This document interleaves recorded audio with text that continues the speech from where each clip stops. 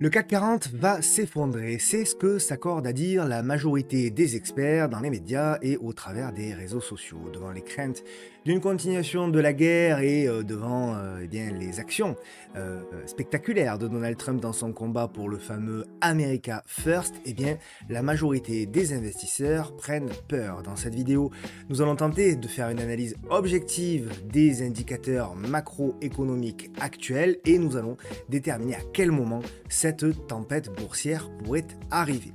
Alors, est-ce que le rebond des marchés et des indices est déjà terminé? Je n'en suis pas si sûr et je vais vous expliquer pourquoi dans cette vidéo.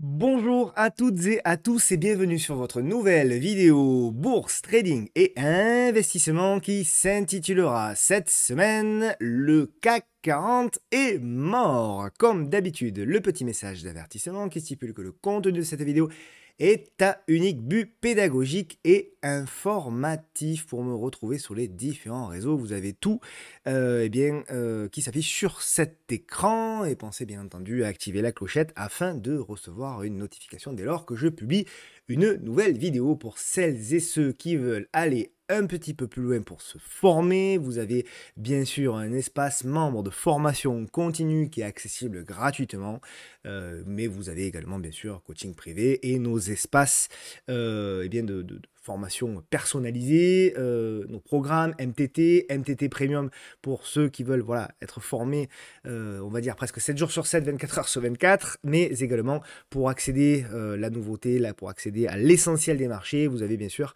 le programme MTT Découverte qui est sorti il y a seulement quelques semaines. D'ailleurs, l'offre de lancement va se terminer bientôt. Si vous voulez profiter de l'offre, il vous reste encore un tout petit peu de temps. J'en profite pour remercier mes partenaires qui me soutiennent dans la création de ce contenu 100% gratuit. La semaine passée, nous n'étions pas sur une vidéo classique puisque nous avons réalisé la vidéo avec Marie de Rennes de Hibou Expert, la vidéo sur le grand retour des actions chinoises, une vidéo que vous avez appréciée et c'était normal puisque on a fait un mixte très intéressant avec Marie que je remercie encore, mixte entre l'analyse technique et l'analyse fondamentale. Allez voir cette vidéo si vous êtes intéressé par la Chine car encore une fois, vous l'avez vu, il y a beaucoup de configurations qui sont véritablement intéressantes.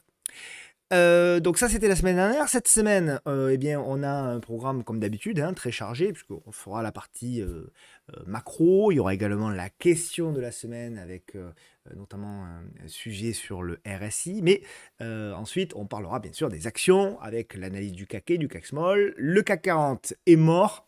Entre parenthèses en bas, vous l'avez vu, vive le CAC. Donc on parlera bien sûr des actions, Total Energy qui s'est bien reprise, on parlera du luxe avec LVMH, Kering. On ira voir Téléperformance et le fameux faux breakout qui est peut-être, je dis bien peut-être en train de se réaliser.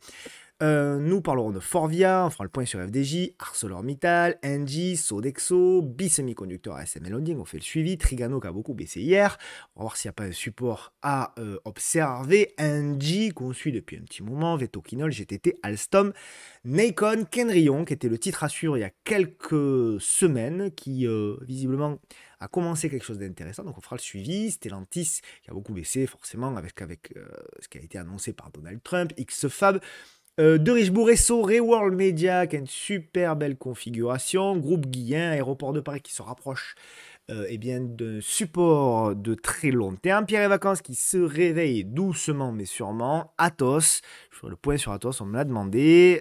AMD aux États-Unis, Adobe.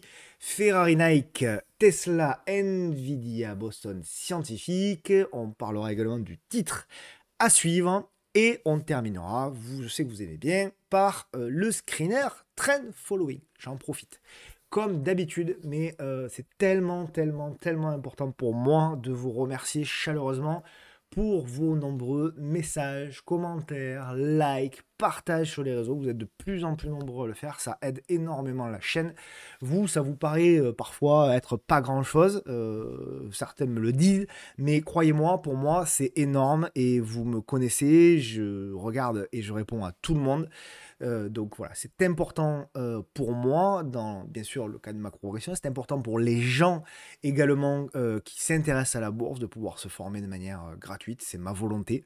Mais c'est également important voilà, pour l'énergie que vous me donnez, que vous me transmettez à chaque fois que vous mettez un like, à chaque fois que vous mettez un commentaire, à chaque fois que vous mettez une mention sur les différents réseaux sociaux pour eh bien, inviter les personnes qui ne me connaissent pas à me suivre. Croyez-moi, c'est eh bien, quelques minutes de motivation supplémentaire le vendredi pour revenir devant vous depuis des années maintenant. Et c'est pas toujours évident, croyez-moi. Des fois, on a des bonnes semaines, donc c'est agréable. Des fois, on a des mauvaises semaines, c'est un peu moins agréable.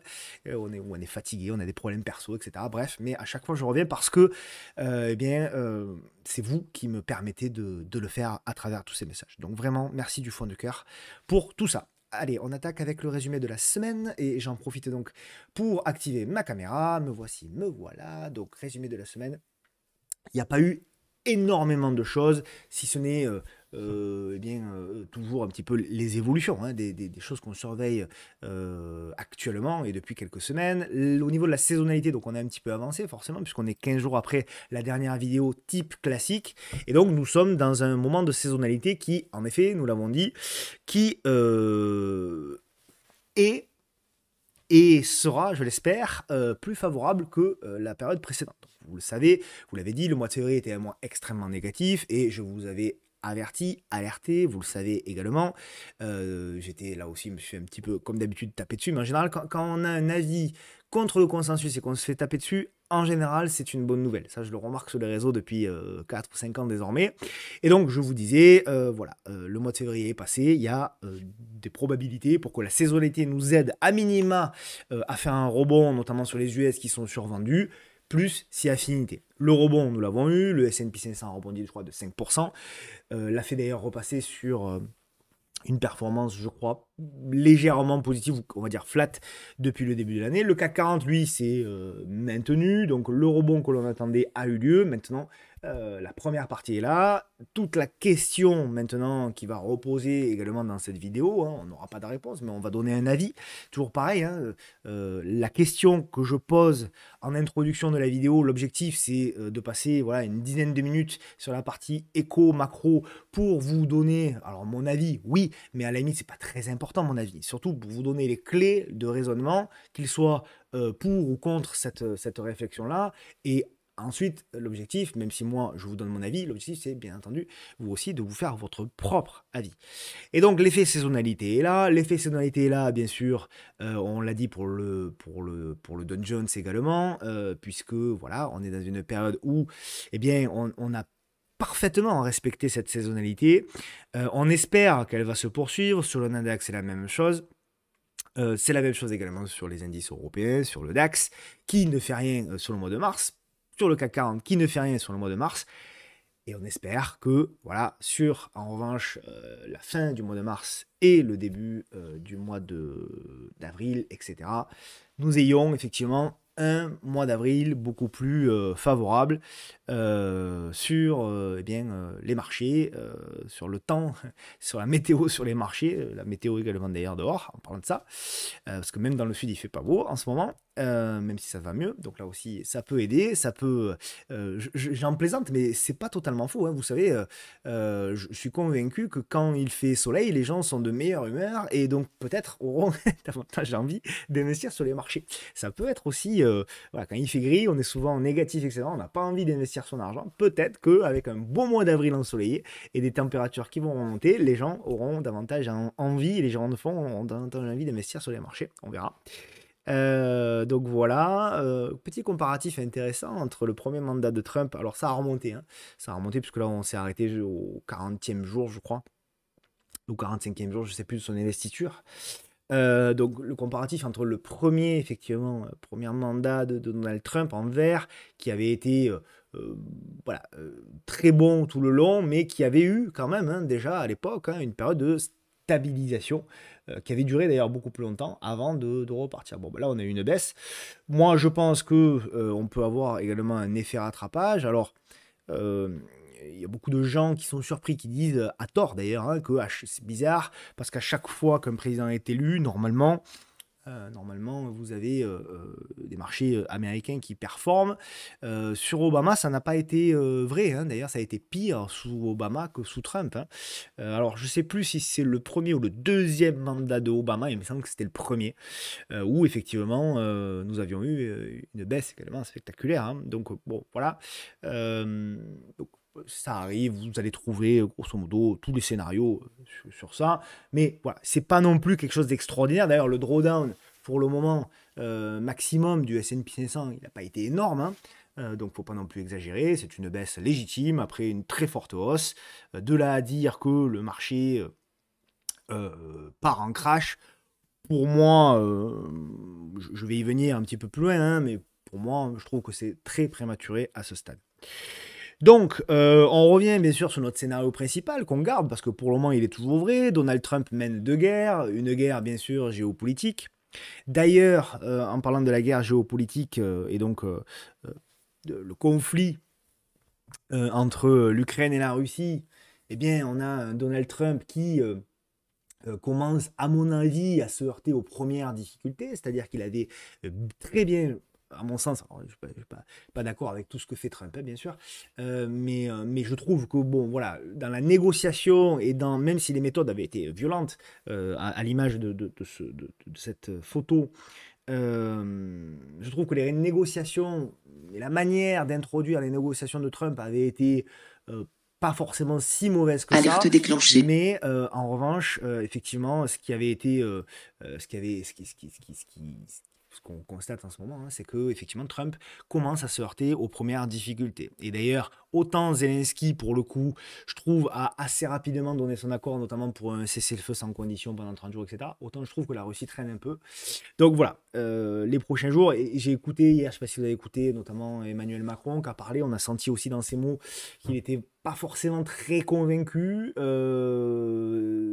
Volodymyr Zelensky, lui non plus, hein, il a dit que, je crois que ce sont ces mots, que la guerre, que la Russie n'acceptait en aucun cas une fin de guerre pour le moment, etc. Donc voilà. Donc ça, c'est le combat géopolitique. Je pense que les choses vont s'accélérer dans les prochains jours de manière positive ou de manière négative. D'ailleurs, je pense que le marché, et on le verra techniquement, je pense que le marché est en train de préparer un mouvement très important. Il n'y a qu'à voir la consolidation du CAC actuel. Pour moi, tout porte à croire que les marchés attendent quelque chose et un événement déclencheur qui fera qu'on aura une nouvelle direction sur le mois d'avril. Et quand je dis très bientôt, c'est pour moi les 10 prochains jours, hein. Et je vous expliquerai pourquoi. Et je vous démontrerai pourquoi je pense ça, même si je peux me tromper, bien sûr. Donc ensuite, il y a deux guerres. Donc la guerre sur le combat géopolitique et donc sur ce qui se passe en Ukraine, mais également la guerre nationale, parce que on l'a dit, et j'ai fait un tweet là-dessus, que je suis content, il y a beaucoup de gens qui ont compris ce que j'ai voulu dire, mais j'essaie de le faire de manière très simple, un petit peu dynamique, c'est que, in fine, si vous voulez, moi j'essaye de raisonner à la place de Trump. Alors c'est pas facile, hein, pas facile de raisonner à la place de Trump, parce que le personnage est complexe, mais pour moi, Trump, bon, il dans sa tête, je commence toujours par la fin et j'essaie de remonter pour essayer de comprendre pourquoi il agit comme ça en ce moment et pourquoi il est si violent dans le America First, etc. Moi, je pense que Donald Trump est convaincu que s'il ne fait rien de manière considérable Nous allons avoir un marché américain qui va être en léthargie, qui va être dans peut-être une baisse un petit peu molle, etc., avec une croissance molle. Voilà, avec un dollar qui a été d'ailleurs très fort. Mais d'ailleurs, le pic du dollar bon, a déjà commencé à baisser, hein, ça vous le savez. Je pense qu'il est conscient également que, bien, malgré la baisse récente, on a des valorisations qui sont extrêmement fortes. Et donc, en fait, si vous voulez, Donald Trump, pour moi, a conscience que de manière naturelle, si je puis dire naturelle, la croissance aux États-Unis va avoir du mal à repartir comme en 40, si je puis dire, hein, passez-moi l'expression, parce que bon, voilà, c'est compliqué et qu'il n'y a pas grand-chose qui pourrait véritablement être un game changer sur une poussée extraordinaire de l'économie américaine, voire mondiale. Et donc, Trump n'a finalement qu'un outil disponible, et pour le moment il ne l'est pas, cet outil disponible, c'est d'injecter des liquidités. C'est ce qui marche depuis 40 ans, bah, j'exagère, depuis on va dire 20 ans sur les marchés, c'est d'injecter des liquidités pour booster l'économie. Voilà, en fait, on injecte des liquidités pour booster l'économie. L'Allemagne, d'ailleurs, vous l'avez vu, l'a fait. Vous vous souvenez de la théorie que je vous disais l'année dernière, que l'Allemagne montait parce que le marché anticipait potentiellement une injection de liquidités, car le PIB de l'Allemagne était un des, par rapport à l'endettement, pardon, enfin l'endettement par rapport au PIB plutôt de l'Allemagne était un des plus faibles en Europe. Je crois qu'on est à 60% d'endettement, là où en France on est à 120. Et donc pour moi, la surperformance du DAX, c'était que le marché priceait effectivement cette injection. Vous l'avez vu, l'Allemagne a voté un plan, je crois, de 500 milliards il y a une semaine. Donc voilà. Et le marché n'a pas forcément beaucoup réagi parce que le marché l'avait anticipé. Donc ça aussi, vous voyez, ça prouve bien encore que là, le marché avait une très bonne lecture malgré la récession en Allemagne, très bonne lecture de la suite. Et donc, je pense, je suis à peu près convaincu d'ailleurs que eh bien, Donald Trump a cette même idée et sait que pertinemment, pour pouvoir relancer l'économie, il va falloir injecter, mais que pour pouvoir injecter, il va falloir eh bien que les taux soient moins chers, et pour que les taux soient moins chers, il va falloir que Powell les baisse, et pour que Powell les baisse, il va falloir provoquer très certainement une récession, ou en tout cas faire peur. Qu'est-ce qui va être... et donc je pense que c'est pour ça qu'il tape effectivement avec son America First, etc., etc., les tarifs, etc., etc. Qu'est-ce qui nous donnera le timing de... Qu'est-ce qui nous fera dire que effectivement ça y est, poum, nous sommes effectivement sur un point intéressant de récession, enfin intéressant, sur un top départ, eh bien c'est le chômage, c'est le dernier indicateur qui bouge, c'est le dernier indicateur qui va nous donner le timing. Et donc, à suivre de très près, le taux de chômage qui sort donc mensuel, hein, qui sort une fois par mois. Je crois que c'est le dernier ou l'avant-dernier, jeudi ou vendredi du mois, bref, peu importe. En tout cas, prenez cette valeur-là, 4,5%. Si le taux de chômage aux États-Unis dépassait 4,5%, pour moi, on aura toutes les raisons de croire en une récession. Importante ou pas, c'est impossible de le déterminer, mais on aura tout intérêt à croire à une récession. Et je pense que derrière, évidemment, Jean Powell sera contraint et forcé eh bien, de baisser les taux. Et ça pourra ouvrir la porte ensuite, in fine, à Donald Trump pour pouvoir réinjecter ses liquidités, etc., etc., etc. Et donc, il dira, voilà, il y a trop de chômage, il faut qu'on relance, etc. Ça fonctionne que comme ça, de toute façon, euh, depuis malheureusement des années. Tout ceci dans un contexte où, donc, pour moi, je suis convaincu que oui, effectivement, on a des rebonds qui se sont joués aux États-Unis. Oui, effectivement, je l'ai dit sur les réseaux, on peut avoir une fameuse sous-vague où on peut avoir une période où les US, effectivement, avec l'excès baissier qu'ils ont subi par rapport au reste du monde, eh bien, on peut avoir une période où on a de nouveau une surperformance des États-Unis. Mais je suis intimement persuadé que nous attaquons probablement, nous sommes probablement au début où nous allons avoir un cycle de sous-performance des États-Unis. Je suis à peu près persuadé voilà, que la croissance aux États-Unis, malgré tout, et malgré des rebonds, va être compliquée ces prochaines années, et qu'il y a d'autres marchés. On a beaucoup parlé de la Chine, bien sûr, mais je suis persuadé que voilà, les autres marchés, européens dans une moindre mesure aussi, auront de la surperformance. On a un ralentissement global, général, hein, de la croissance mondiale qui va s'opérer dans certains pays, notamment évidemment aux US. Malgré tout, malgré les difficultés, on aura des petits rebonds 2025 et surtout 2026 en France, en Italie et dans la zone euro et également en Allemagne. Mais vous voyez, aux États-Unis, ce sera bien plus compliqué de manière générale dans le monde. Donc on va avoir une sorte de rotation qui va s'effectuer, tout en sachant que voilà, les marchés, notamment asiatiques, seront encore extrêmement résilients. Donc, là aussi, extrêmement important de bien comprendre, parce que on lit également pas mal d'âneries, où du coup, devant ce constat-là, et il y a quelqu'un qui m'a dit, bah, du coup, ça veut dire que toutes les personnes qui font des ETF vont avoir de très mauvaises performances ces prochaines années. Alors, oui et non, parce que c'est toujours la même chose, on fait l'amalgame. Aujourd'hui, vous pouvez avoir des ETF et être extrêmement bien diversifié. C'est-à-dire, si vous avez un ETF S&P 500, oui, probablement, c'est ma conviction, je pense que la performance des 10 prochaines années ne sera en rien comparable à celle des 10 dernières. C'est ma conviction, je peux me tromper.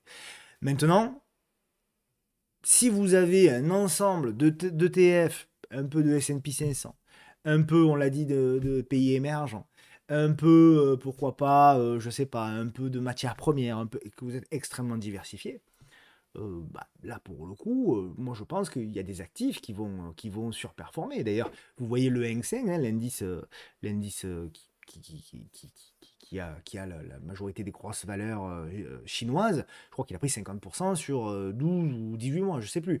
Donc, bon, voilà, là, pour le coup, même si votre S&P 500 ces derniers mois a un peu moins performé, ben, vous avez notamment compensé avec la Chine. C'est là où, pour moi, il y a un amalgame qui est fait entre le mot ETF et dire, ben, vous voyez bien, c'est la preuve que faire des ETF, c'est de la M, 3 petits points. Et en fait, la réalité des choses, parce qu'en fait, ETF, tout dépend ce que vous avez. Aujourd'hui, vous avez des ETF sur tous les pays, sur tous les continents, sur tous les secteurs, sur tous les actifs. Vous avez même des ETF, même si en Europe, il n'est pas encore dispo, mais même sur les ETF sur le Bitcoin et peut-être probablement sur d'autres alts plus tard.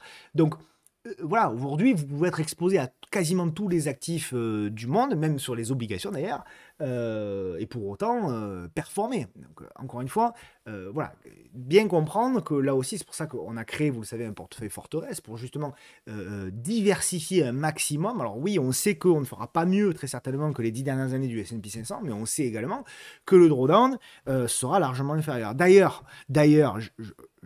j'en veux un tout petit peu à certains influenceurs qui prônent, entre guillemets, l'éducation financière parce que ces messieurs-dames vendent des formations pour expliquer comment on fait pour investir sur un tracker S&P 500, mais en réalité, c'est pas de l'éducation financière, ça. L'éducation financière, c'est pas dire aux gens investissez sur le S&P 500 pour être un bon investisseur. C'est pas ça l'éducation financière. L'éducation financière, c'est expliquer aux gens qu'il va y avoir des périodes, s'ils sont mal diversifiés, s'ils investissent mal, s'ils ne repèrent pas bien les cycles, s'ils ne font pas les choses comme il faut dès le départ avec une bonne stratégie, ils vont avoir des drawdowns importants. C'est ça aussi qui est important dans l'éducation financière, c'est préparer les gens à souffrir pendant des semaines, voire des mois, voire parfois des années, comme ça a pu être le cas par le passé. Où là, par exemple, entre 1930 et 1950, ben, votre argent, il n'a absolument rien fait. Et je ne parle même pas de l'inflation qui est venue grignoter votre épargne. Ou là, ici, entre 1962, je sais pas, et 1983. Donc, c'est ça véritablement l'éducation financière. C'est dire aux gens, messieurs, dames, vous allez investir votre argent, mais sachez que pendant 20 ans, votre argent, peut-être, il ne fera rien, voire même vous perdrez de l'argent en faisant du S&P 500, car l'inflation va venir grignoter votre épargne. Et que si vous avez des projets eh bien, à court ou moyen terme, comme acheter une baraque, comme investir dans du locatif, comme payer les études de vos enfants, eh bien, vous allez souffrir et vous n'allez pas dormir la nuit. C'est ça l'éducation financière. Et l'éducation financière, c'est d'expliquer aux gens que c'est facile de mettre un grand graphique de très long terme en disant regardez, là, les petites baisses sont tout le temps des opportunités. Ouais, sauf que quand tu te retrouves au beau milieu pendant 20 ans d'un range, eh ben, tous les soirs où ton fils ou ta fille vient te demander de payer ses études et que tu n'as pas l'argent parce que ton argent est bloqué en bourse et qu'il a moins 15 ou moins 20 ou moins 30 de drawdown et que tu veux pas le sortir parce que tu dis je vais quand même pas sortir à moins 30 et que tu souffres, et bien là c'est là que c'est difficile. Et c'est là que pour moi, véritablement, l'éducation financière prônée, on n'attend que ça toute la journée sur les réseaux sociaux, c'est là pour moi que l'éducation financière est importante.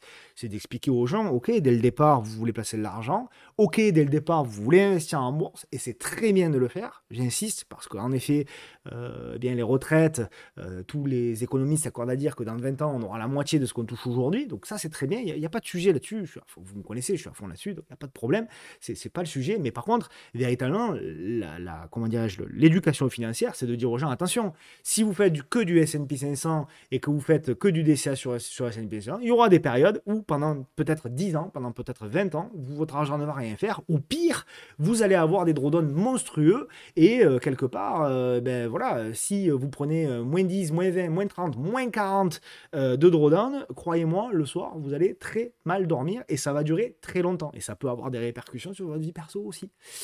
Donc pour moi, c'est ça véritablement l'éducation financière. Et je déplore que ce soit quasiment jamais abordé, qu'on ne montre que la partie euh, positive de la bourse. Et pour vivre la bourse depuis longtemps, je peux vous dire que des parties négatives, il y en a beaucoup, beaucoup, beaucoup. Et la clé véritablement, pour moi, c'est de bien avoir les tenants et les aboutissants au départ et surtout, voilà, encore une fois, d'être extrêmement bien diversifié dans ses actifs, diversifié dans son horizon de temps, diversifié dans son profil et également, voilà, d'avoir également une partie peut-être stock picking, donc ça demande de la formation. Et oui, la bourse, c'est pas si facile, c'est pas 5 minutes par jour ou par mois ou par an parfois, comme je peux le lire. Non, c'est un petit peu plus compliqué que ça, c'est pas très compliqué, la preuve, j'y arrive, donc c'est que c'est pas très compliqué, mais il faut juste passer il faut juste un petit peu d'investissement personnel et il faut aller un petit peu plus loin que faire un simple DCA sur le S&P 500 si on ne veut pas se fracasser la tête.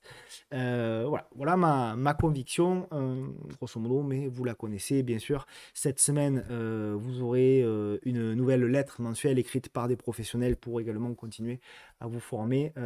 Donc la lettre mensuelle, bien sûr, est gratuite. C'est la newsletter de la table des investisseurs. Vous avez le lien. Vous savez, je publie énormément sur cette lettre. Je remercie d'ailleurs les intervenants qui viennent régulièrement à la table des investisseurs. Vous le savez, cette lettre, on fait de l'actualité économique. Vous avez le fameux portefeuille forteresse. Vous verrez, je fais le suivi tous les mois aussi pour vous démontrer ce que j'affirme. C'est-à-dire que le portefeuille forteresse, oui, ne battra pas le S&P 500. Il ne fera pas mieux que la performance du S&P 500 sur les 10 dernières années. Mais ce portefeuille forteresse baisse beaucoup moins dans les chutes des actifs et notamment du S&P 500. Et d'ailleurs, vous verrez que malgré la chute, on a un portefeuille forteresse qui, alors au moment où je vous parle, est toujours positif, alors que si on fait un DCA, notamment sur le S&P 500, depuis le lancement, depuis novembre, on est négatif. Donc, la surperformance ne durera pas sur le très long terme, mais ça permet de se dire, bon, ben, finalement, oui, j'ai baissé, mais ça va.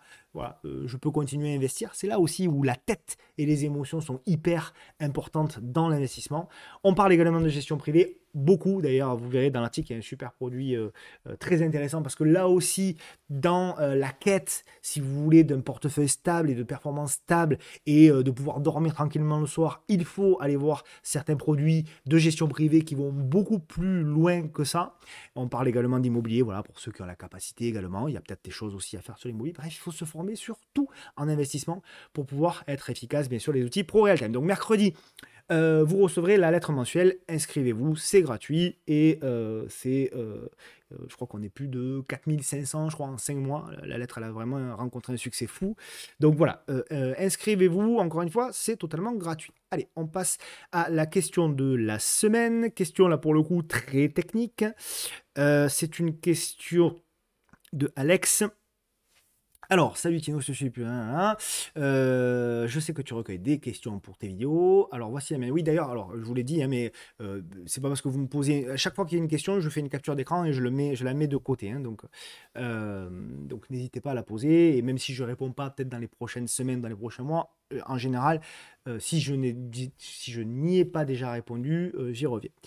J'ai vu un influenceur parler du RSI survendu comme une opportunité d'achat quasi systématiquement.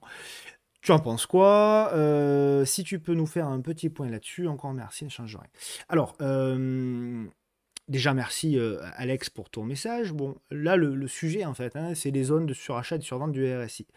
Bon, alors j'avais déjà parlé il y a quelques mois, voire années, je crois, du RSI, mais je vais y revenir quand même parce que c'est intéressant.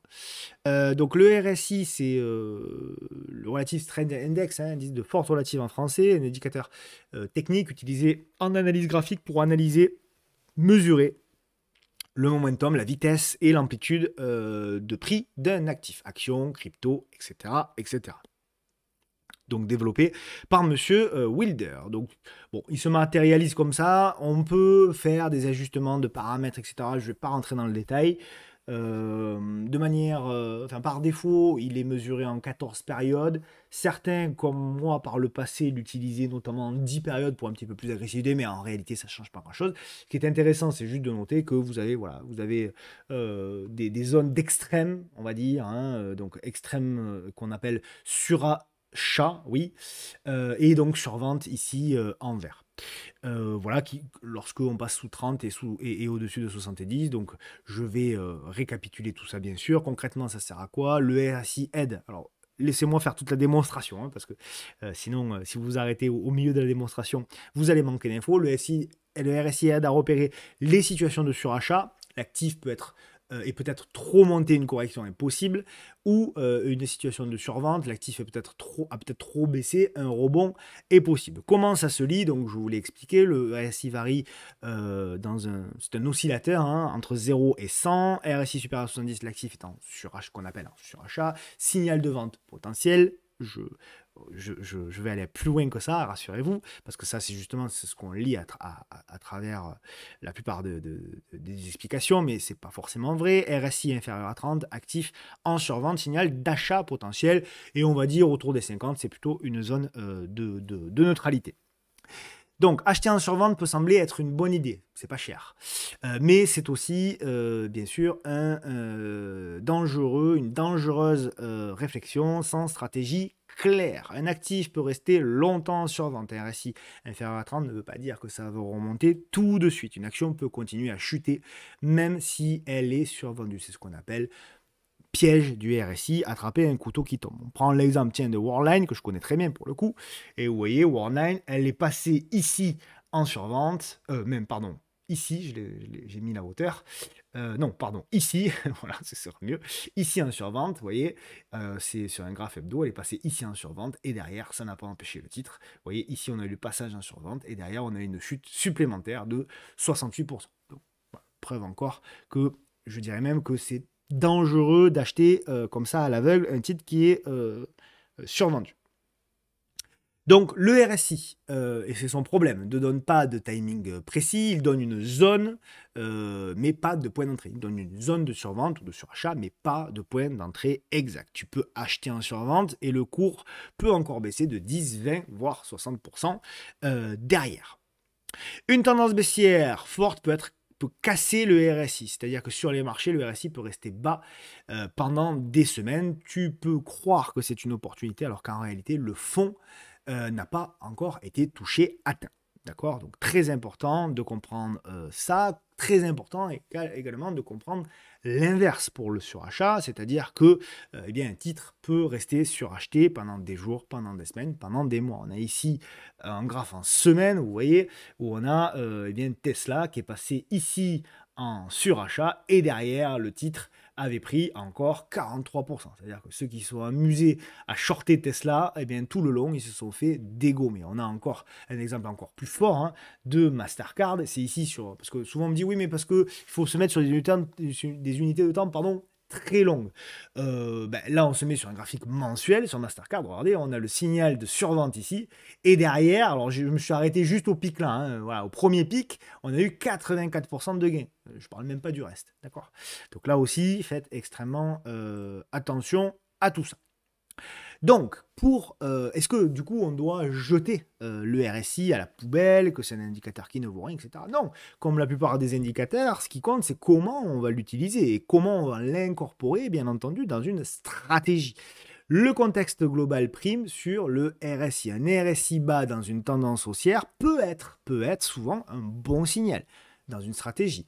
Un RSI bas dans une tendance baissière, en revanche, il faut faire attention, ça peut être vraiment un piège de l'acheter à l'aveugle. Donc là aussi, le contexte de tendance de marché, de tendance de l'actif sur lequel vous allez trader a énormément d'importance. Comment limiter les risques donc de ne pas payer un actif qui va encore chuter? Eh bien, de le mêler à d'autres stratégies, attendre une confirmation, une bougie de retournement, une divergence, pourquoi pas, pour ceux qui l'utilisent. Moi, je ne suis pas très convaincu par les divergences, mais pourquoi pas, à la limite, si vous trouvez que c'est une stratégie intéressante, croisez avec d'autres indicateurs. Encore une fois, si vous êtes au-dessus de la MM200, un RSI survendu, pour moi, n'aura pas les mêmes taux de réussite que si vous êtes en dessous.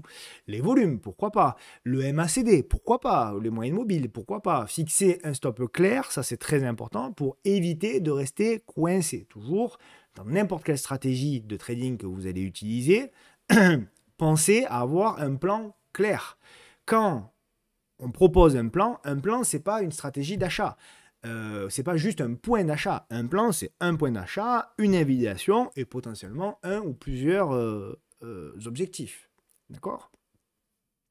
Exemple de stratégie de base à tester. Alors voilà, je vous propose une stratégie parmi tant d'autres sur le RSI, mais une qui, vraiment, c'est la base. Ensuite, vous la complétez, vous allez l'améliorer, voilà, mais une piste de réflexion qui est utilisable, qui peut éventuellement marcher en calculant des bons ratios, en backtestant, en mêlant avec de l'analyse technique sur achat sur support, etc. etc.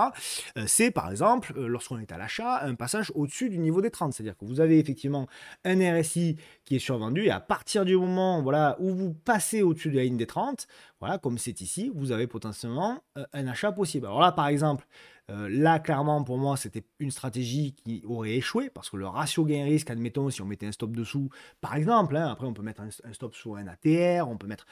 Encore une fois, il y a autant de stratégies que de traders. Mais là, par exemple, ça aurait pas marché. Mais là, par exemple, vous voyez, là, avec un stop placé sous la bougie, avec une entrée à la clôture de la bougie, bah, par exemple, vous aviez une possibilité d'avoir des gains. Voilà, je vous montre quelques autres exemples. Ici, par exemple, ça marchait moyennement, mais ici, par contre, c'était pas mal. Voilà, vous avez autant de stratégies. Allez voir, hein, voilà, faites là aussi vos analyses. Jumelez là aussi avec, là, vous voyez, j'ai pris par exemple sous la moyenne mobile à 200 jours, mais peut-être que cette même stratégie au-dessus de la moyenne mobile peut être 200 ou 50 ou 100, peu importe. Après, ça, c'est vous qui voyez. Mais voilà, il faut backtester. Vous additionnez ça avec des actifs qui ont des bons fondamentaux pour les actions, notamment. Et peut-être que vous allez en sortir effectivement une stratégie beaucoup plus intéressante. Voilà, je vous laisse backtester. Je vous ouvre la porte vers un chemin. Après, c'est à vous, bien entendu, de faire le reste du travail. Donc voilà pour cette première partie, les amis. On passe donc, bien entendu, aux actions et donc au CAC 40. Donc le CAC, on en est là. On en est là. Donc pour le moment, voilà, bah écoutez, on est dans une période où bah, il ne s'est pas passé grand-chose. On est sur les mêmes niveaux de fin janvier. Donc on a un CAC 40 qui construit. Alors, quelle va être la figure? On ne peut pas savoir. Là, bon, pour le moment, on a cette figure-là, mais en réalité, ça peut être un biseau descendant. Je préfère d'ailleurs, moi, à titre perso, les biseaux descendants, mais ça peut être un biseau descendant. Mais en tout cas, ce qu'on peut dire de manière assez claire, c'est que de toute façon, tant qu'on tient la zone ici en bleu, bah, il n'y a pas grand-chose à dire, si ce n'est que pour le moment, ça tient bien. Donc voilà, le scénario principal, alors il peut y en avoir plusieurs, hein, effectivement. Alors, il y a quelqu'un qui m'a dit très justement, ça peut ressembler à une fin structure comme ça avait été dessiné là. Pourquoi pas? Voilà, ça peut être très juste. Ça peut être très juste. Moi, je pense, mais sans l'affirmer, hein, moi, le scénario principal ce que je joue, hein, mais encore une fois, il sera peut-être invalidé, j'en sais rien. Moi, c'est plutôt effectivement qu'on serait davantage sur une consolidation correction comme ça avant effectivement bah, de repartir. Moi, j'ai plutôt le sentiment que ça ressemble à ça. Voilà. Mais bon, encore une fois, c'est des scénarios et encore une fois, ce qui compte, c'est pas d'avoir raison. Ce qui compte, c'est d'avoir la capacité de bouger, d'être agile pour se dire, bah finalement, si le marché ne semble pas d'accord avec moi, eh bien, je vais l'ajuster. Ok, donc voilà, en gros l'idée, mais pour moi tout n'est pas perdu. On reste toujours, alors on va dézoomer, hein, on reste toujours pour moi dans une conso. Voilà, alors, petit point négatif, on verra, mais on est vendredi, c'est qu'a priori on va clôturer sous la M10 Eldo. Donc ça, effectivement, ça c'est le petit point négatif, mais considérant que effectivement nous sommes dans une consolidation un peu à plat. Bon, quelle est la valeur de ça? Je n'en sais pas plus, si ce n'est que quand même en mensuel. Pour le moment, on est toujours au-dessus de la M10 mensuelle, même si celle-ci pourrait clôturer également en rouge. Ça, ce serait plutôt un moins négatif.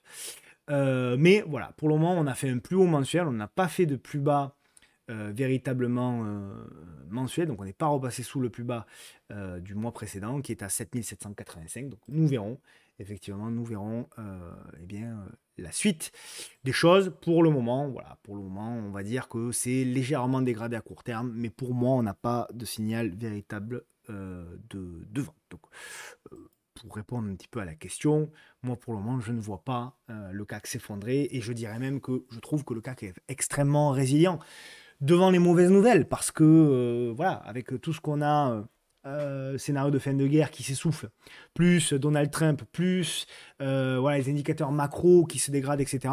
On a un CAC qui, avec LVMH, on va le voir, Kering, Hermès, qui ont perdu entre 20 et 30% chacune depuis un mois et demi, bah, le CAC 40, lui, a quasiment pas bougé. Pourquoi? Parce que vous avez du Total Energy qu'on verra également qui a surperformé, vous avez également des bancaires qui ont surperformé, donc vous avez un marché qui compense un peu tout ça.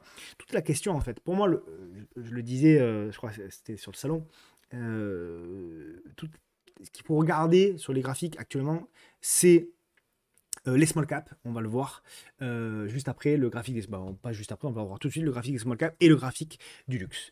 C'est les deux indicateurs qui vont nous donner le timing. Voilà. Et là, que nous disent ces graphiques? Le premier, le CAC Small, nous dit je suis en train de construire moi aussi une figure.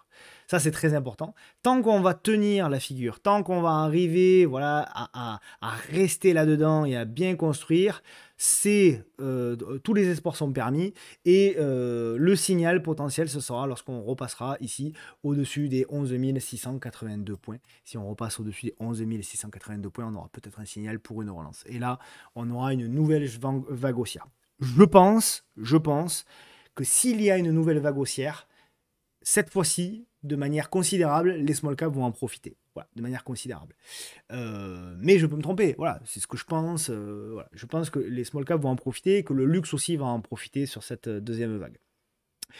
Et ensuite, toutes les valeurs de rattrapage, l'auto, etc., toutes les valeurs massacrées vont en profiter. Évidemment, il faudra le déclencheur, probablement la fin de guerre ou un événement qu'on ne connaît pas, etc. A contrario, si les Russes voilà, font un conflit armé sur un autre pays que la Russie, que l'Ukraine, pardon, etc., bon ben là, tout ce scénario, vous pouvez le jeter à la poubelle, bien entendu. Donc voilà, si vous le voulez bien, on passe donc aux actions. Alors, les actions, donc on va commencer par le premier titre qui est, je vais le retrouver, le voici, le voilà, Total Energy. Donc on le disait, Total Energy qui fait partie, bien sûr des valeurs qui ont beaucoup rebondi. Alors là, c'est très marrant aussi, on a un pétrole qui a bien baissé là, ces dernières semaines, ces derniers mois, et vous avez à contrario Total Energy qui, elle, a fortement progressé. Là aussi, vous savez, je vous l'ai déjà dit, les raisons qui font que Total Energy n'est strictement pas corrélé au pétrole. Alors évidemment, si le pétrole perd 50% de sa valeur, toutes les valeurs baissent, donc Total Energy baisse aussi, puisque ça veut dire que le marché prêche une récession, etc., ou qu'il y a une catastrophe. Donc évidemment, Total Energy en souffre, mais Total Energy n'est pas aussi indexé que ça sur le pétrole, loin de là. Loin de là. D'ailleurs, vous prenez le graphique du pétrole depuis 40 ans et vous prenez le graphique de Total Energy depuis 40 ans de dividendes réinvestis, vous allez voir que les graphiques n'ont strictement rien à voir, et les performances également n'ont strictement rien à voir. Je ferme la parenthèse. Pour le moment, donc c'est extrêmement positif. Nous avions dessiné, alors au tout départ, on avait proposé ce support là, vous voyez, qui a fait parfaitement support. Donc ça, bon, parfait. À titre perso, j'en ai pas pris parce que j'ai été beaucoup plus gourmand. J'espérais plutôt la zone des 45. bon, on n'y est jamais allé. Pour moi, Total Energy, une très très belle valeur, très très belle, une valeur bon père de famille, avec une valorisation très raisonnable. Voilà, typiquement, c'est une valeur qui, voilà, qui peut permettre. D'ailleurs, quand les marchés en 2021-2022 avaient baissé, Total Energy, voilà, on le voit, avait elle beaucoup progressé. Donc ça peut faire partie des valeurs un petit peu refuge aussi, à part s'il y a une grosse récession, mais malgré tout, ça peut faire partie des valeurs qui peuvent sortir leur épingle du jeu. Donc pour le moment, tant qu'on tient effectivement les 59, eh bien, on peut, en cas de potentielle congestion et signal d'achat, on peut éventuellement tenter quelque chose pour déjà aller combler ce gap ici des 62 euros jusqu'à même 63 euros. L'objectif, pour moi, le premier objectif, il est là, hein. Toute cette zone-là qui a été tapée, toute cette zone de résistance, premier objectif qui peut être euh, intéressant à aller chercher. On passe au luxe. Donc, je vous l'ai dit, c'est tout le paradoxe. C'est-à-dire que le CAC tient, est très résilient, et sa plus grosse pondération, LVMH, c'est pété la gueule, il n'y a pas d'autre mot, et a perdu quand même la bagatelle de 23%, ouais, depuis le top ici du 28 janvier. On avait proposé, souvenez-vous, là aussi l'analyse technique a fait son job, on avait proposé cette zone ici, donc qu'avait fait donc support, résistance ici, à résistance là. Donc parfait, ce qu'on avait indiqué, ce qu'on voulait observer, c'était la congestion qui allait s'en suivre. Est-ce que la congestion allait casser par le haut, nous donner un signal pour relancer, ou est-ce qu'elle allait casser par le bas? Mauvaise nouvelle pour les investisseurs de LVMH, elle a cassé par le bas. Maintenant, ce qui est très intéressant, très très intéressant, c'est que on va peut-être arriver sur notre fameux point d'investissement long terme, qui est le gros support au big de long terme qu'on a touché que 3 fois, seulement 3 fois depuis 2016. Et là, les amis, si on arrive ici, là, on aura vraiment, je pense, une première opportunité d'achat entre les 511 et les 570, on verra. Donc ça va être très intéressant. Maintenant, toute la question, pour moi, elle est là. C'est est-ce qu'on va y aller en one shot? Donc là, ça voudra dire pas de rebond sur le mois d'avril, hein, pour moi le CAC et sur les autres indices. Ou est-ce que on va y aller, et c'est plutôt mon scénario, après un rebond technique de LVMH jusqu'à cet été, avant de nouveau une jambe baissière. Parce que moi, c'est ce que je pense. Je pense, encore une fois, je ne vais pas vous refaire l'intro, mais je pense que les marchés vont poursuivre, j'espère, leur rebond. On va attendre les signaux techniques, ça, mais je pense que les marchés ont la capacité de poursuivre leur rebond et d'aller chercher des nouveaux plus hauts, également sur le CAC. En revanche, je pense que derrière, à l'été, voire à la rentrée, je pense que ce sera beaucoup plus compliqué. Donc en gros, moi, je pense que voilà, on arrive sur des zones justement un peu de survente. J'ai pas regardé le RSI, mais à mon avis, on n'est pas loin de zones de survente en journalier. Je pense qu'il y en a beaucoup qui vont voir ça comme des opportunités pour jouer du rebond sur notamment les VMH. Mais que derrière, tout reste à craindre et que derrière, on aura probablement une nouvelle jambe baissière. Donc voilà, donc en gros, pour faire simple sur les VMH, trader, pourquoi pas, si vous avez un petit signal pour voir du rebond technique, mais voilà, chaque nouveau plus haut, vous faites attention, vous montez les stops parce que vous pouvez avoir une nouvelle jambe. Pour les investisseurs, encore une fois, la première zone, gardez un renfort, hein. On verra pour les renforts, il y a une deuxième zone ici, peut-être aux alentours des 350-400, mais en tout cas, la première zone, elle est bel et bien là, entre les 500 et les 550-560 pour les amateurs de LVMH. Kering. Alors là, le graphe n'a rien à voir, hein, puisque c'est un graphe qui s'est bien fait démonter. Mais malgré tout, voilà, là aussi, ce qui est intéressant, c'est que là aussi, on peut avoir voilà, chaque nouveau plus bas. On a eu un rebond, et là, un nouveau plus bas de Kering. On le voit, malgré les difficultés du marché, eh bien, pour le moment, le titre continue de baisser, mais on a des bougies bleues ou vertes, ça dépend de vos couleurs préférées. Ce qui veut dire que, voilà, malgré tout, alors c'est loin d'être fait, attention, loin d'être fait, mais on a quand même des acheteurs qui trouvent que malgré la chute et malgré les fondamentaux dégradés, on a des acheteurs qui sont encore potentiellement intéressés. Maintenant, est-ce qu'ils vont reprendre la main définitivement sur le graphe ou pas? Bon, là, c'est compliqué de vous le dire, mais en tout cas, on pourrait avoir là aussi sur Kering potentiellement un rebond technique pour aller chercher, pourquoi pas l'entrée de gap, pourquoi pas l'oblique ici, mais il faudra là aussi faire attention parce que derrière, on pourra avoir une nouvelle attaque baissière et une fameuse capitulation. Pour moi, on n'a pas de capitulation actuellement. C'est ça qui me fait dire que, voilà, à la fois, je pense qu'on aura des rebonds et à la fois, je pense qu'on n'a pas forcément encore trouvé les points bas sur certaines valeurs à moyen terme ou sur l'année 2025. Je pense qu'on aura des nouveaux plus bas sur l'année 2025. Euh, et même sur les actions américaines. Mais voilà, malgré tout, je pense qu'on peut jouer sur certaines actions des rebonds. Téléperformance, bon, je vais pas vous saouler avec téléperformance, j'en ai tellement parlé de téléperformance. Bon, voilà, je trouve qu'on est toujours dans la figure, c'est toujours la même figure. Ce qui est intéressant, c'est effectivement, on a potentiellement une structure de Fofo Breakout. Alors, Fofo Breakout, pour les plus anciens, vous connaissez. C'est une figure que vous ne retrouverez certainement dans aucun livre, ou alors sinon je vais gueuler. Mais c'est une figure un pattern, on va dire, pour être plus précis, une stratégie que moi j'ai remarqué sur certains graphiques, c'est que lorsque vous êtes au-dessus de la moyenne mobile à 200 périodes, hein, parce que ça marche sur toutes les unités de temps, que vous avez une grosse zone de résistance identifiée, résistance, résistance, résistance, résistance, vous avez une première cassure qui est une fausse cassure entre guillemets, c'est pour ça qu'on appelle le faux.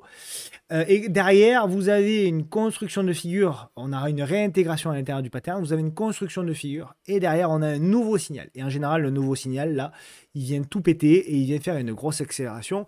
On l'avait vu, ce phénomène, sur Clariane, pour celles et ceux qui étaient là il y a quelques semaines, quelques mois, on a fait un très beau trade là-dessus.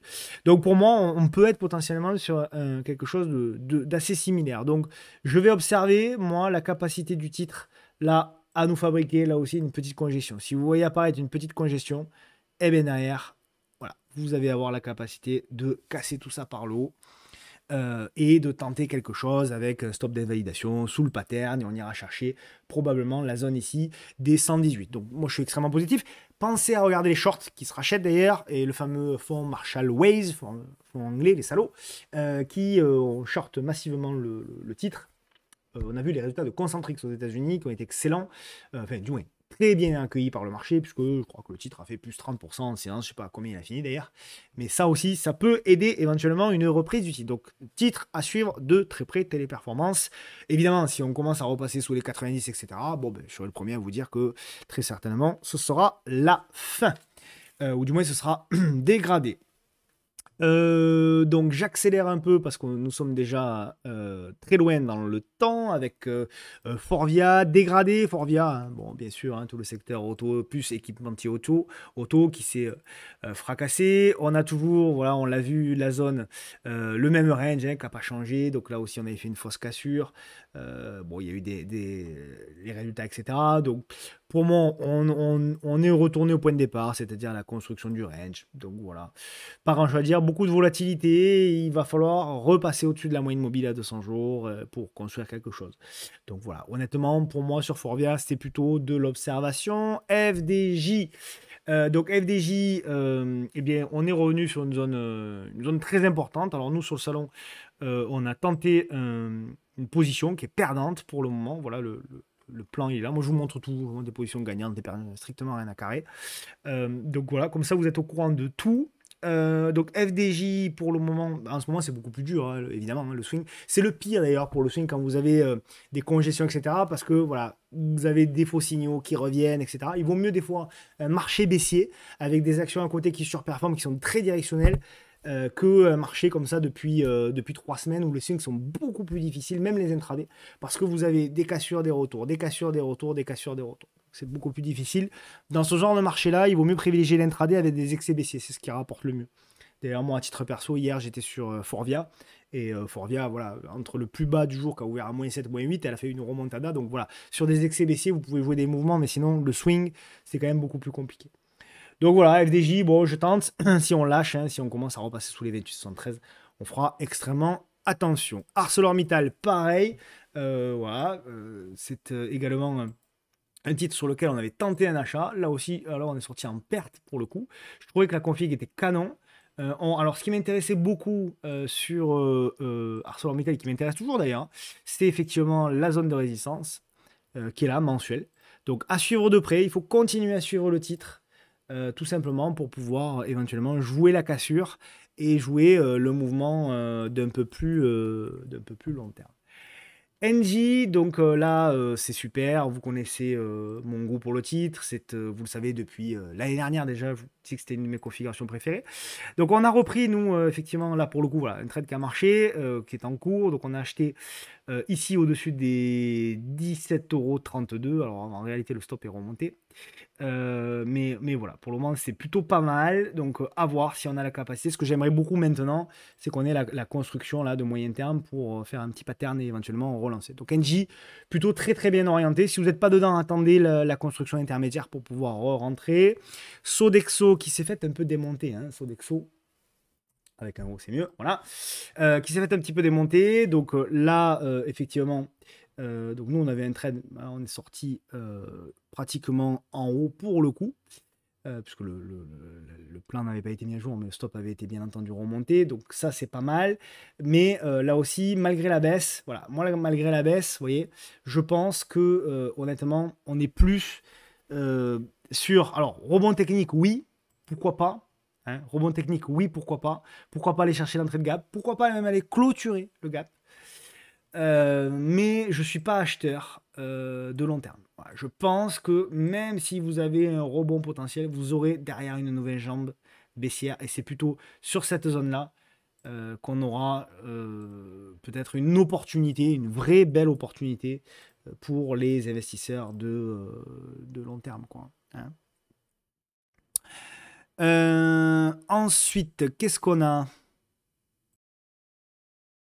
Donc Bisemi, on l'avait vu la semaine dernière, il souffre un peu, hein, les semis là.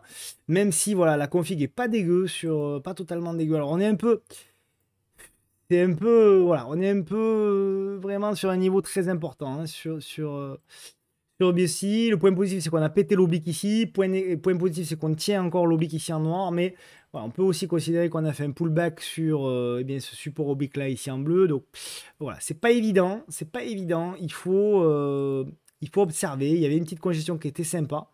Mais peut-être que ça va zigzaguer encore pas mal de temps. Et si on a ça, à ce moment-là, on tentera quelque chose. Pour le moment, c'est assez prématuré. ASML Holding.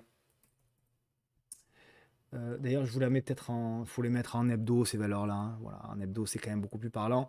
ASML Holding, d'ailleurs, c'est la même chose. Hein. En hebdo, elle est beaucoup plus propre, notamment pour les investisseurs. Donc, voilà. Ceux qui me demandent si c'est une zone de support, oui, c'est une zone de support. Pour moi, à proximité du support, c'est une zone d'achat pour les investisseurs long terme. Et vous avez une seconde qui serait ici, aux alentours entre les 342 et les 409. Donc voilà, évidemment, si ça lâche, on ira là. Si ça lâche pas, vous aurez un point bas. C'est toujours la même chose. C'est pour ça qu'il faut toujours avoir, pour un investisseur de long terme, il faut toujours avoir quand même plusieurs zones potentielles. Trigano, bon, les résultats moyens, hein, c'est le moins que l'on puisse dire hier. Donc voilà. De très long terme, moi je pense que pour le moment, il faut patienter encore. Hein. Là aussi, ça peut être long, d'accord? Il faut bien comprendre que le marché descend rarement en ligne droite. Souvent, même s'il y a de la volatilité, vous avez des moments comme ça, d'accord? Et ça peut durer avant éventuellement d'avoir le point bas. Donc ça aussi, il faut faire preuve de patience. Donc ça, c'est pour les investisseurs, même si vous avez potentiellement ici, voilà, un support oblique, on l'a vu. D'accord? Donc voilà, ça c'est pour les traders. Donc pour les traders, effectivement, vous avez une double zone qui est ici. Donc pourquoi pas, d'ailleurs, certains l'ont joué. Mais c'est du rebond technique. En objectif de revenir sur ce niveau-là. D'accord? Pour du rebond technique. Mais c'est du rebond technique. D'accord? Pas confondre trading et investissement. Toujours faire la part des choses. J'avais mis 2 fois NJ, ça ne m'étonne pas. Donc on va passer directement à Veto Quinol. Veto Quinol, moi j'ai pas eu le point. Alors c'est toujours pareil. Certains font la météo de la veille pour dire qu'il fallait acheter pile là, comme par hasard. Donc moi je ne la fais pas. Je vous avais dit qu'il fallait. Moi j'attendais le support oblique de long terme. Donc on attend toujours le support oblique de long terme pour ma part. Si c'était le point bas ici, bravo à ceux qui l'ont vu. Moi je n'en suis pas convaincu en tout cas. Et on verra bien. Vous avez toujours cet oblique là. Tant qu'on n'a pas passé l'oblique, pour moi, on est bel et bien dans un trend baissier de moyen terme. Hein. À long terme, ça reste un très beau graphe. Hein. C'est pour ça que ça m'intéresse. Mais pour moi, on évolue toujours dans ce biseau descendant là. Donc nous verrons si on fait un nouveau plus bas, si ceux qui ont fait la météo de la veille nous remontreront le même graphique ou pas. Mais en tout cas, moi, je pense que l'opportunité, elle sera ici. Si on vient ici, et là, éventuellement, on tentera ce genre de mouvement-là. Voilà. Donc là, pour le coup, on ne fait pas la météo de la veille, on dit la vérité et je vous dis ce que j'attends de manière précise. Si encore une fois, c'était le point bas, c'est pas un problème. Le marché n'a pas voulu suivre mes convictions et ce sera pas la première fois. Ce sera pas la première fois. GTT. Alors, je suis d'autant plus à l'aise parce que j'adore cette valeur-là. J'adore GTT et voilà. Et donc, il n'y a pas de sujet là-dessus. Mais je suis convaincu qu'on n'est plus sur un niveau d'achat. Voilà. Moi, je pense que GTT n'est pas une opportunité forte et l'opportunité forte sera sur le bas de canal. Alors, on m'a dit oui, mais elle retourne, et ça risque pas qu'elle retourne à 100. Ben, à 100, elle y était au mois d'août 2023. Donc, pourquoi elle n'y retournerait pas? On verra. Mais en tout cas, moi, là, sur ces niveaux-là, je vous la laisse. Ça reste, voilà, ça reste une valeur exceptionnelle, leader, etc. Il n'y a pas de problème. Mais moi, ces zones-là, investisseur, je n'investis pas. Je parle d'investissement long terme, hein, trading, faites ce que vous voulez. Mais moi, je pense que l'opportunité, alors elle peut casser par le haut, attention, hein, elle peut casser par le haut, elle peut encore accélérer. Je dis juste que le ratio gain sur risque ici, pour un investisseur long terme, pour moi, à mon sens, sur ma vision des choses, il n'est pas bon. Donc, bah, après, vous le savez, j'ai parfois raison, j'ai parfois tort, mais je vous partage, je vous donne mon avis. Je pense que là, pour le coup, l'avis est assez clair. Ça n'enlève rien à la qualité, bien sûr, de l'action. Alstom, c'est la même chose. Souvenez-vous, on l'avait analysé. Je vous avais dit quoi? Je vous avais dit, voilà, voilà le pattern que j'avais dessiné. Hein, ça devait être le vendredi 7 mars. Je vous avais dit, moi, là-haut, c'est le même graphique. Là, c'est en unité de temps journalière, mais c'est le même graphique que GTT. Je vous avais dit, moi, très bien. Bas de canal, d'ailleurs, on avait acheté. C'est sur le salon ou avec vous, je sais plus, vous avez proposé un achat ici, on avait joué, alors on n'avait pas pris toute la hausse malheureusement parce qu'on était sorti par là de mémoire, mais bon, peu importe. En tout cas, je vous avais dit, voilà, opportunité, plutôt chercher des signaux d'achat à proximité du support et plutôt faites attention, surtout là-haut quand vous avez très certainement, comme d'habitude, voilà, là où tout le monde vous dit Alstom, voilà, c'est une pépite, etc. Vous avez des énormes volumes et les volumes ils sont où? Ils sont là, comme d'habitude. D'accord? Là où tout le monde vous dit quand il y a des pics de volume, c'est là où il faut y aller. On l'a vu encore. On l'a vu encore la démonstration, qu'elle est belle. Donc voilà. Donc là, par contre, vraiment, ça m'intéresse. Voilà. C'est là aussi où tout. Alors, c'est allé beaucoup plus vite que ce que je pensais. Hein. Je pensais que ce serait beaucoup plus lent. Mais là, en l'occurrence, voilà, là, c'est intéressant. Et si on a une belle petite congestion la semaine prochaine, bah, je suis prêt, sur signal, éventuellement, à repayer Alstom avec, toujours pareil, un stop d'invalidation sur le pattern pour viser un nouveau plus haut. Et à chaque nouveau plus haut, on fait attention parce que à chaque fois, vous l'avez vu, chaque fois qu'on fait un nouveau plus haut, on risque derrière une correction importante. Donc c'est dommage sauf si on investit à long terme, c'est dommage effectivement d'en subir les conséquences. Nikon, qui est à la rue depuis longtemps, mais voilà, dans sa baisse, elle construit bien, on va dire ça comme ça.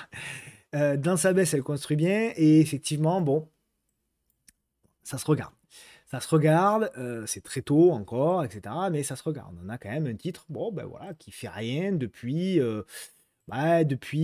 septembre. Voilà, on a un titre qui est dans une espèce de range comme ça. Donc ça se suit, ça se regarde, réduction de volatilité, très peu de volume. Bon, ça se regarde, voilà, il faut observer de près. C'est pas encore mûr, mais voilà, si on a des petites cassures, etc., ça peut être une action effectivement à suivre. Kendrion, donc souvenez-vous, c'était le titre à suivre depuis quelques semaines, depuis quelques mois. Donc on avait parlé, voilà, souvenez-vous de la zone ici. C'était, j'avais dû vous en parler le vendredi 28 février. Et voilà, c'est la zone qu'il faut suivre. Ben, ça y est, on a le premier signal. Vous avez, il y a deux choses à faire. Casser effectivement cette première oblique, puis casser la suivante. On a cassé la première. Donc voilà, ce qu'il faut suivre maintenant, c'est ça. C'est la figure ici. Et voilà, si on a une belle congestion là, petit signal. Faites attention les dates de publication, etc. Je vous le répète chaque semaine, mais faites attention à ça parce que là, on ne les joue pas. Mais en l'occurrence, si on a une petite congestion, petit signal, en effet, là, ça peut être intéressant à jouer sur le titre Kendrick. Ok, Stellantis, bon, dégradé. Hein. C'est décevant, c'est vrai que c'est décevant, Stellantis. Voilà, on est toujours sur ce gros support, alors c'est dégradé. Donc on fera attention si éventuellement ça lâche, parce que là par contre ce sera un gros niveau pour pouvoir rentrer ici.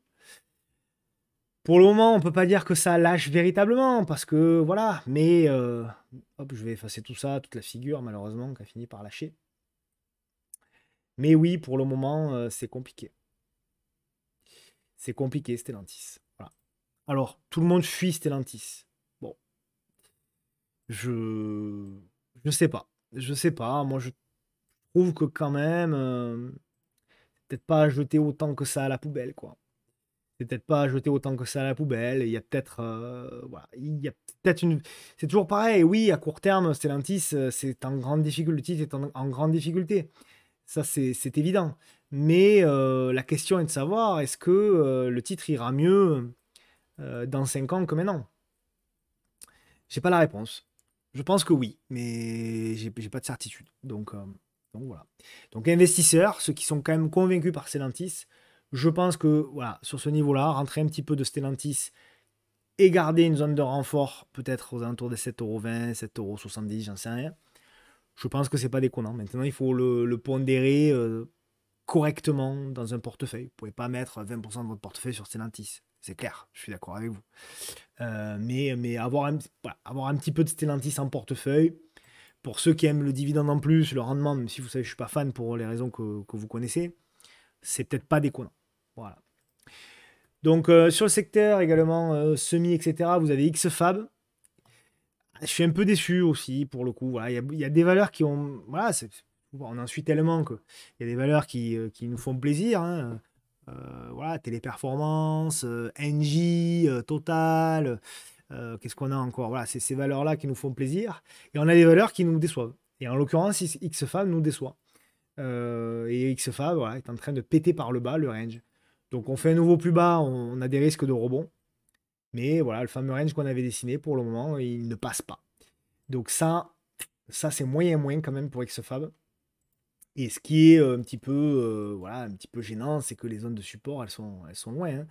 Elles sont loin, vous avez une zone de support qui est là, vous avez une zone de friction qui est là. Donc on verra. Pour le moment, il faut rester sur le côté, malheureusement, sur XFAB pour les investisseurs. Donc voilà, trader, il y a toujours des choses à faire, mais pour les investisseurs, il faut rester sur le côté. Celle qui eh bien, est plutôt pas mal depuis un petit moment. Bon, vous le savez, on la surveille depuis le support oblique, hein, donc ça fait un petit moment. On l'avait surveillé depuis la cassure, le pullback, bon bref. Et depuis, voilà, on avait proposé un achat, vous avez proposé un achat au-dessus des 5,45 €. C'est de Richebourg, elle est vraiment pas mal. Voilà.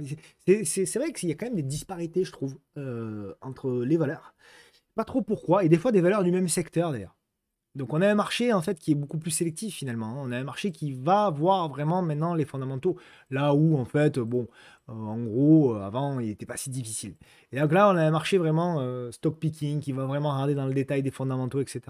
Donc on est potentiellement dans une figure comme ça sur de Richebourg. Il faut observer, mais en tout cas, c'est vraiment pas mal. Et le potentiel, il est vraiment intéressant sur de Richebourg. Donc là, pour le coup, titre qu'il faut continuer à suivre. Une action qui nous a fait beaucoup rêver également ces dernières semaines. Vous avez proposé un achat, souvenez-vous, un plan assez clair sur Esso. Alors souvenez-vous, Esso, on était dans ce biseau descendant, on avait parlé de la congestion, la cassure, le pullback, et on avait parlé bien sûr de la cassure ici des 113, et vous avez même proposé un plan en suivant, en vous disant le pullback au-dessus des 128, en visant les deux objectifs. Bon, le premier a été touché, le deuxième quasiment.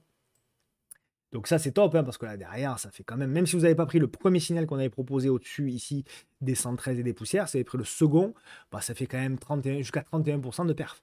Donc c'est vraiment pas mal. Ceux qui ont pris le trade là, ben, le stop initial, vous le remontez tranquillement ici, vous prenez une partie des bénéfices et le reste, vous accompagnez pour le maximum de temps possible tant que ça tient.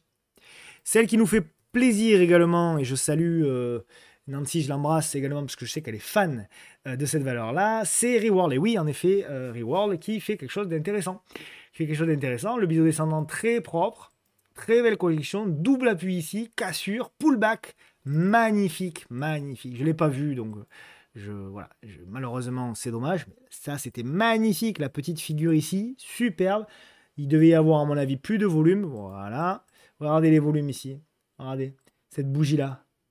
Regardez ces deux bougies-là. Plus de volume. Donc derrière, cassure, à nouveau pullback. Boum. Derrière une autre. Donc vraiment, canon, canon, canon. Alors maintenant, ça reste une tendance baissière, hein, bien entendu, hein. On est sous la moyenne mobile à 200 jours qui baisse. Donc il n'y a pas de sujet là-dessus.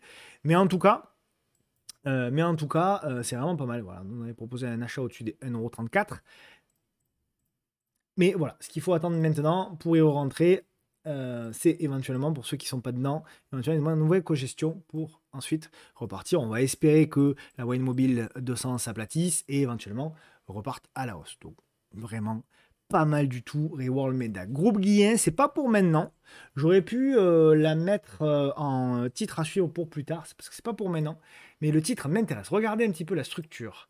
Je vous la montre en mensuel? Non, en hebdo ça suffit. La structure hebdo est super canon. Bon, je vous ai mis ça, mais je sais pas trop. Bon, peu importe. Et ça, on a donc le push.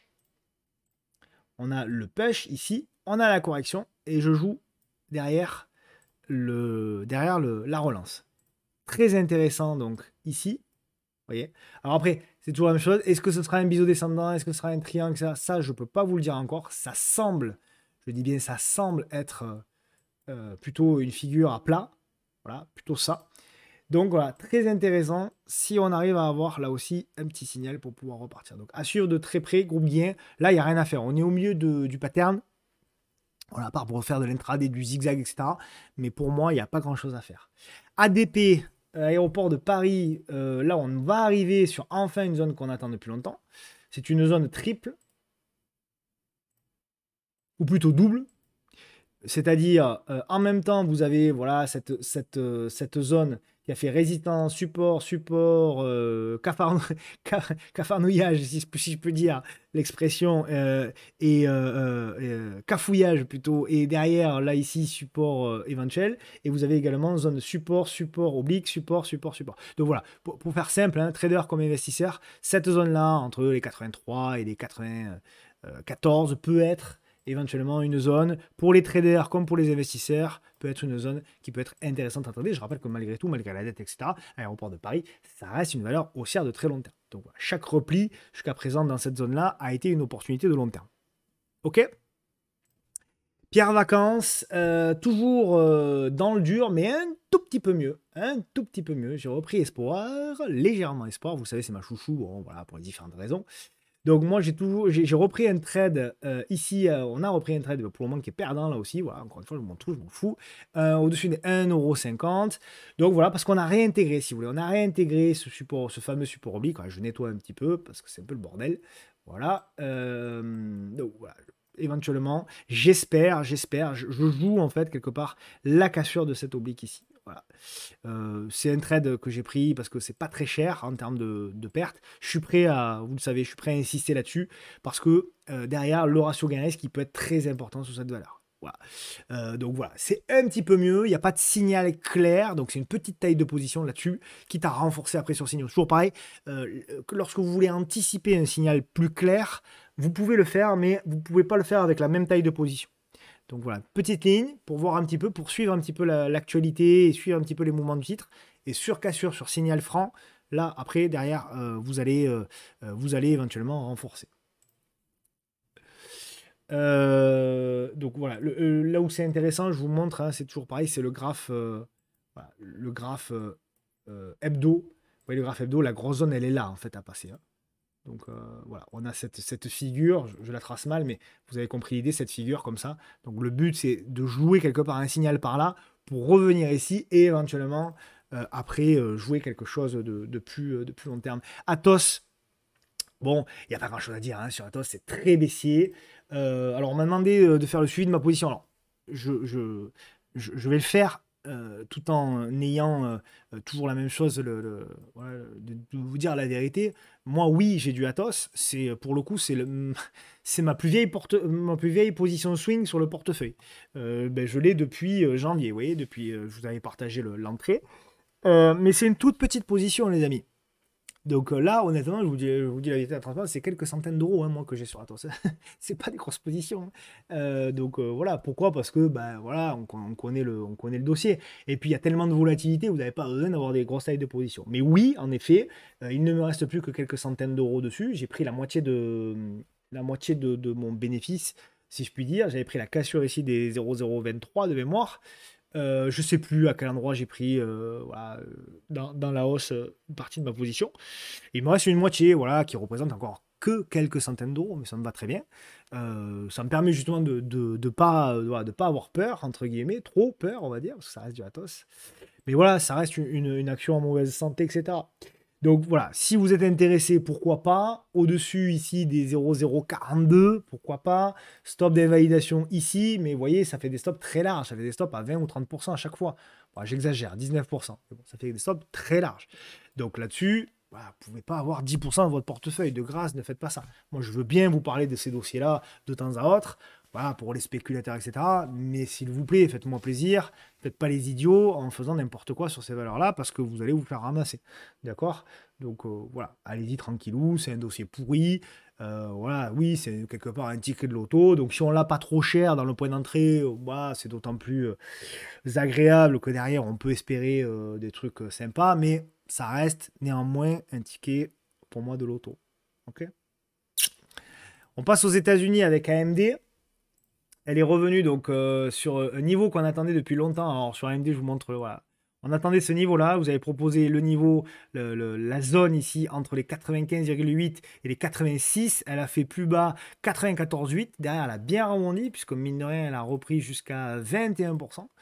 Voilà, mais maintenant, rien ne dit que la figure est terminée, que ça, on a fait le point bas. Moi, je pense même que derrière, même si elle rebondit, on peut avoir une nouvelle attaque. Donc ces deux zones-là, celle-là et celle-là sont les deux zones que je privilégie pour de l'achat sur AMD.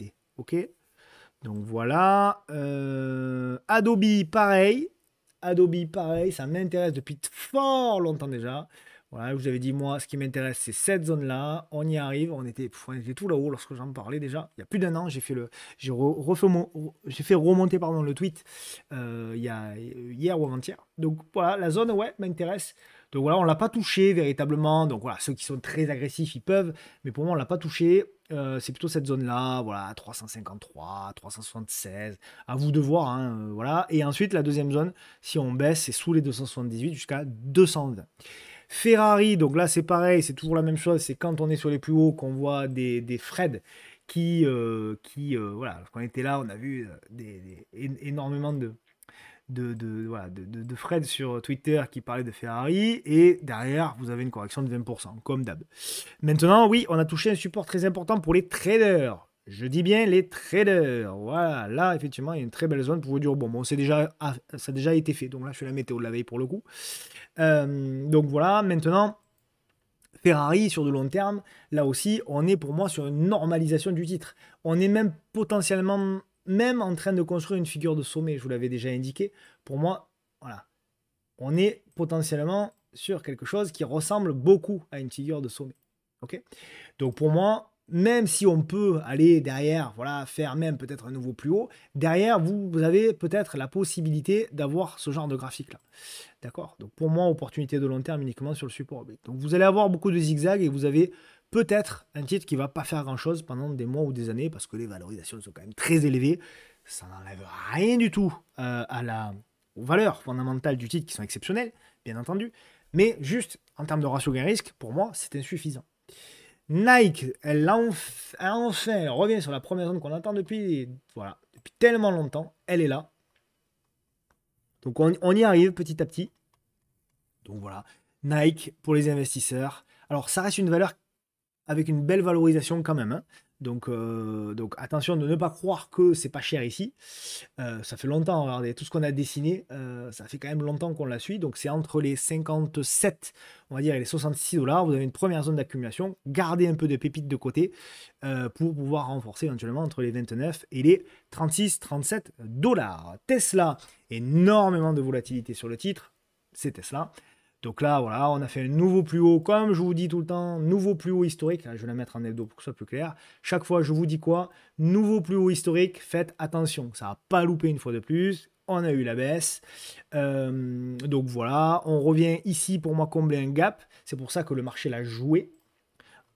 Hop, voilà, on est venu combler de mémoire un gap. Voilà. Pardon, c'est pas ce gap-là, c'est ce gap-là. On ne l'a pas comblé totalement, hein. Pour être, il reste un petit bout, mais en tout cas, voilà, on a comblé déjà une partie. Et derrière, on a tenté le rebond. C'est tellement violent que c'est difficile quand même de rentrer, à part en intraday. Donc éventuellement, si vous avez une congestion, voilà, pour aller rechercher, parce que je pense qu'elle aussi, elle peut jouer du rebond, au moins pour revenir dans la zone des 312. Nvidia, je ne change absolument rien à mon analyse. puisque ben, elle me conforte dans tout ce que je vous explique depuis des mois et des mois. C'est-à-dire que ben, c'est du zigzag, c'est de la congestion. C'est une valeur exceptionnelle, Nvidia, voilà, point. Il n'y a pas de sujet. Voilà, je pense que c'est une valeur qu'il faut avoir en portefeuille, mais voilà, il faut le faire de manière intelligente et renforcer. Voilà, pour les plus agressifs, lorsqu'on s'approche du support, voilà, vous avez tracé cette résistance oblique là. Vous voyez, c'est acheté. Donc, voilà, chaque fois que vous allez vous rapprocher de cette zone-là, potentiellement, vous aurez des petits points de renfort. Mais la première zone grosse de renfort, elle sera là. Donc j'attends toujours qu'elle aille sous les 100 dollars. On verra, on s'est approché, on était sous les 104, mais sous les 100 jusqu'à 90, elle est là pour moi, la zone 90-85. Après, c'est à vous de voir, bien sûr, vous avez compris. C'est là la première zone d'investissement. Si cette zone-là lâche, ce qui est tout à fait possible, prévoyez quand même un renfort. Mais là, ça voudra dire que les marchés sont vraiment en grande difficulté. Mais c'est possible entre les 38 et les 50 dollars. Ok. Voilà pour Nvidia. Sur les actions US, et avant de passer au titre à suivre, on va regarder Boston Scientifique, qui est ici. Donc Boston, il n'y a pas grand-chose à dire. C'est une grosse tendance haussière.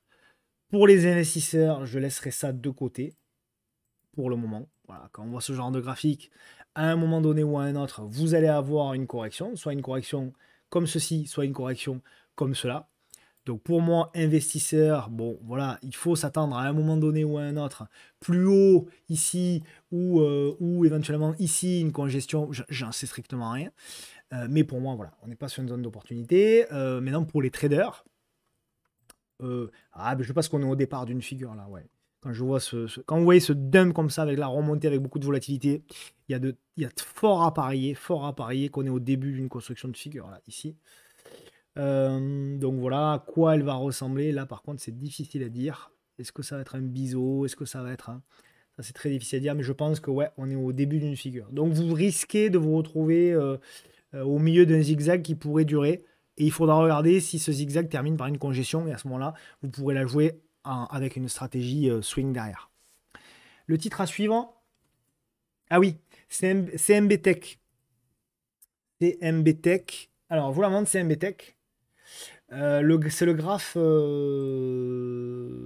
hebdo qui est intéressant. C'est un support oblique. Ah, je l'ai pas mis en hebdo, c'est dommage. Voilà, bon, vous le voyez en journalier, c'est déjà largement suffisant. Vous voyez, donc vous avez une zone ici de support oblique ici, support oblique là, support, support, support, support. Donc support aussi, elle a été touchée.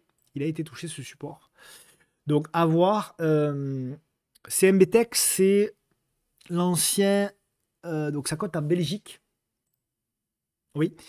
Et c'est l'ancien. Je suis fatigué. Euronav. C'est l'ancien Euronav. Pour ceux qui ont connu Euronav.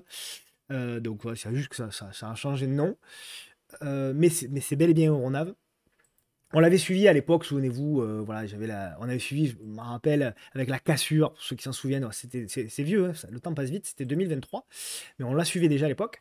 Donc voilà, là, à suivre ce pattern de long terme, voilà, vous regardez ça, si éventuellement on peut avoir une petite congestion, et là, à ce moment-là, il y aura peut-être une opportunité à jouer sur ce titre. Le screener trend following, le voici, le voilà, tac, il arrive, voilà, le screener trend following, vous pouvez faire un petit screenshot là-dessus, voilà, c'est les valeurs qui sont encore en tendance, voir s'il n'y a pas éventuellement des signaux à exploiter. Voilà, eh bien on a fait une bonne émission, bon on s'était pas vu la semaine dernière, donc du coup ça m'avait manqué, j'avais besoin de vous parler. Tel MC, j'avais besoin de vous parler et de vous confier mes émotions et mes partages et mes configurations techniques préférées. Voilà, merci encore pour votre soutien fabuleux. N'oubliez pas que cette semaine, mercredi, vous aurez la lettre mensuelle aux investisseurs, une lettre mensuelle exceptionnelle avec de la bourse, avec un titre à surveiller sur de la chimie, de l'immobilier, un titre gestion privée avec un gros rendement de 10% par an, avec des capitaux garantis, etc. Bref, vous verrez, c'est passionnant. On se retrouve bien sûr la semaine prochaine, vendredi prochain, pour une nouvelle vidéo hebdo. Merci beaucoup encore une fois pour vos messages. Je vous embrasse bien fort. Prenez soin de vous, prenez soin de vos proches et je vous dis à la semaine prochaine. Bye bye, bon week-end.